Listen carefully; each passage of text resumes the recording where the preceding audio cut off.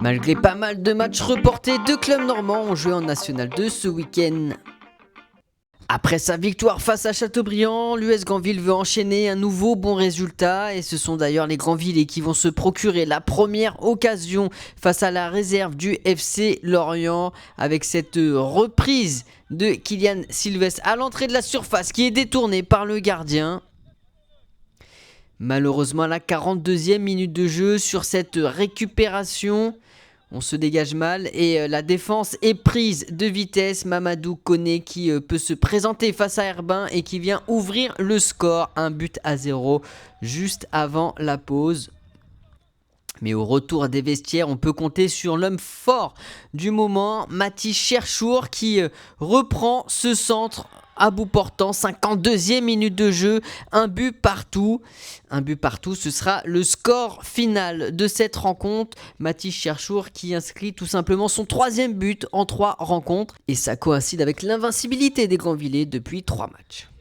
Dans des conditions climatiques compliquées, le FC Dieppe recevait Furiani sur son terrain synthétique et les choses commencent très bien pour les Harans avec dès la 9e minute de jeu l'ouverture du score de Kader Nchobi qui doit s'y reprendre à 2 temps pour tromper le gardien corse, mais ça fait 1-0 pour les hommes de Djilali Bekar. Mais il va y avoir la réaction du club corse sur ce corner qui va être joué en 2 temps avec cette frappe qui vient s'écraser sur la barre transversale. Au retour des vestiaires, les Diepois qui pensent avoir doublé la mise, mais c'est une position de hors-jeu qui est logiquement sifflée. Sur un nouveau coup franc, il y a cette frappe qui est repoussée, le danger qui reste dans la surface de réparation corse. On n'arrive pas à terminer l'action et c'est une main du défenseur pour empêcher le ballon d'entrer. Un penalty logiquement désigné. Malheureusement, le penalty sera repoussé par le gardien. On en restera là. Victoire 1-0 du FC Dieppe. Et c'est déjà l'heure du bilan avec 3 matchs seulement joués ce week-end. Le match nul de l'US Granville chez la réserve du FC Lorient. Les victoires de Saumur et des Girondins de Bordeaux. On notera que l'US Avranches n'a pas joué depuis 2 semaines. Les conséquences au classement, les Girondins de Bordeaux reviennent à égalité du Vendée Foot Club. Tout en haut du classement, l'US Avranches se place toujours en 6e position, mais avec 2 matchs de retard, notamment sur les Girondins de Bordeaux.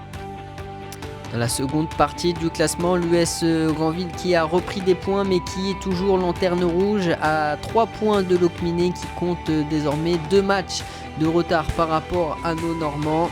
Prochaine journée justement, l'US Avranches se déplacera au stade Poitevin pendant que l'US Granville recevra Saumur. Dans le groupe B, l'UFC Dieppe s'est imposé 1-0, mais la sensation du week-end, c'est Thionville-Lusitanos qui perd une nouvelle fois 2-1 à domicile face à Biessem.